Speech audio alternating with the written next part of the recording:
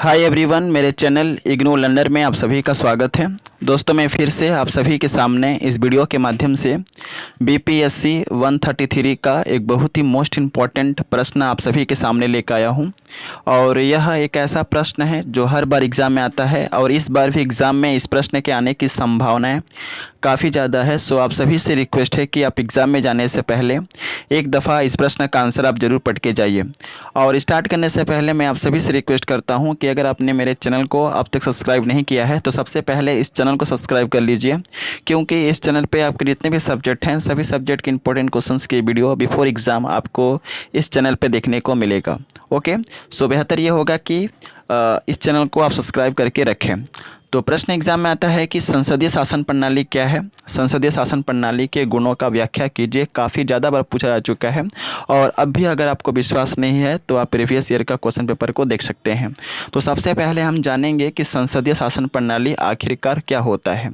तो संसदीय शासन प्रणाली के अंतर्गत आपको लिखना है कि संसदीय शासन प्रणाली लोकतांत्रिक शासन प्रणाली की एक ऐसी व्यवस्था है जिसमें विधायिका और कार्यपालिका के बीच में काफ़ी घनिष्ठ संबंध पाया जाता है, क्योंकि इस तरह के शासन प्रणाली में विधायिका से ही कार्यपालिका का निर्माण होता है।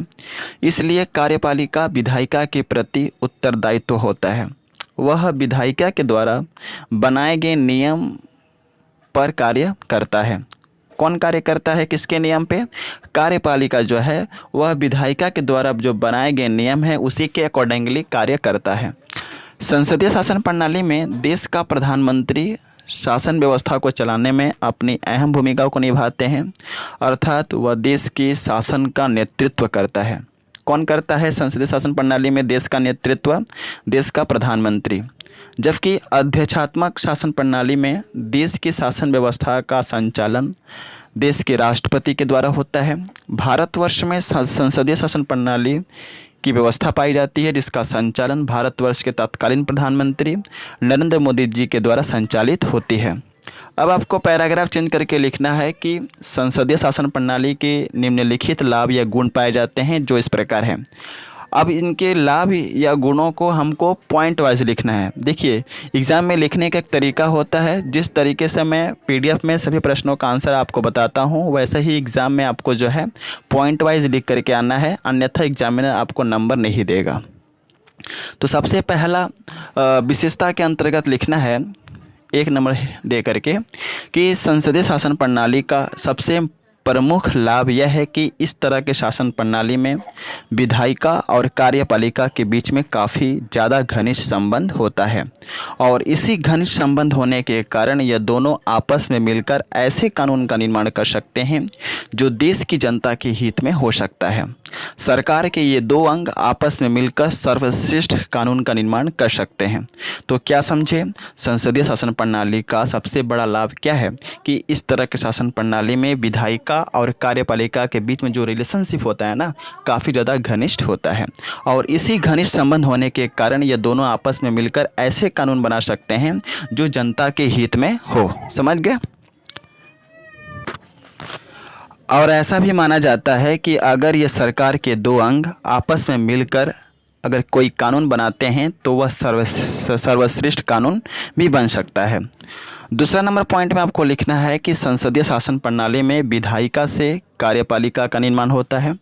इसलिए कार्यपालिका के सदस्य अपने पद को बचाने के लिए देश के लोगों के हित को ध्यान में रखकर ही सभी कार्य करते हैं।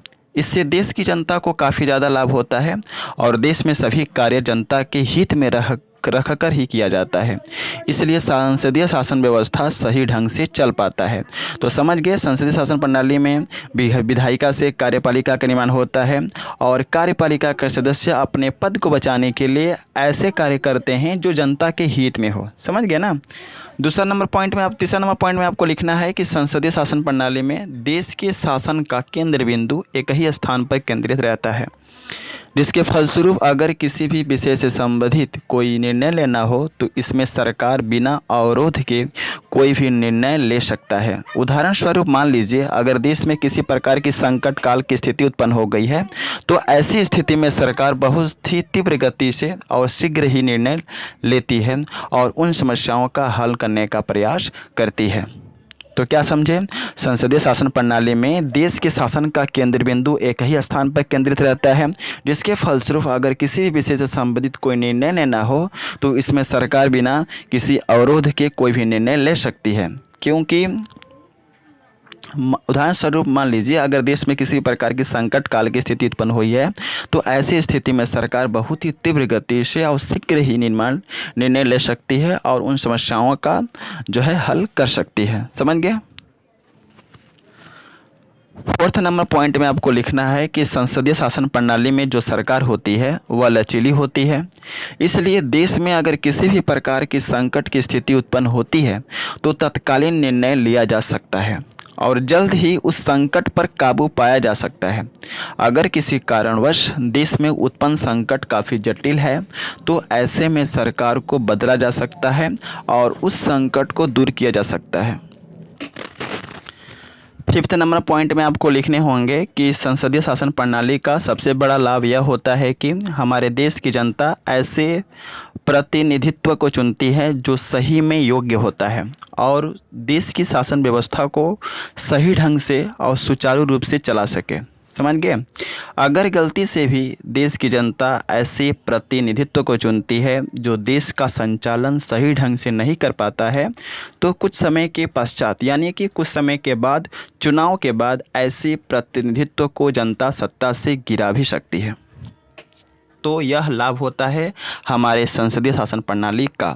6 नंबर पॉइंट में आपको लिखने होंगे कि संसदीय शासन प्रणाली का सबसे बड़ा लाभ यह होता है कि इस तरह के शासन प्रणाली में राजनीतिक दल के नेता चुनाव जीत जाने के बाद अपने सत्ता का प्रचार प्रसार करते हैं।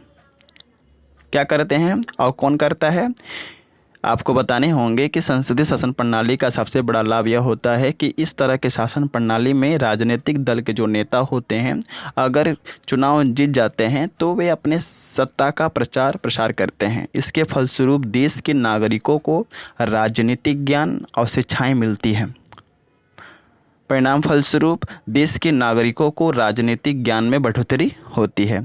तो यह रहा 6 पॉइंट जो कि संसदीय शासन प्रणाली के गुण हैं और संसदीय शासन प्रणाली क्या होता है। आई थिंक आप समझ गए होंगे और अगर आप नहीं समझ पाए होंगे तो आप कमेंट सेक्शन के जरिए मुझे बता सकते हैं। यहाँ पे मैं आप सभी को कहना चाहूँगा कि अगर आपको इसका PDF चाहिए तो आप टेलीग्राम चैनल से जुड़ सकते हैं। वीडियो के डिस्क्रिप्शन में टेलीग्राम चैनल का लिंक है, उस लिंक पर क्लिक करके टेलीग्राम चैनल से जुड़े और जैसे ही टेलीग्राम चैनल आप आएंगे इसका PDF जो है आप सभी को मिल जाएगा। और इसके रिगार्डिंग बहुत सारा वीडियो जो है चैनल पे अपलोड है और मैंने अलग से प्लेलिस्ट बना दिया है इस सब्जेक्ट के, जिससे कि आपको सारे वीडियो को एक साथ में देख सकें और एग्ज़ाम में अच्छा स्कोर कर सकें। So best of luck for all of you for your exam and thanks for watching my video. जय हिंद, वंदे मातरम।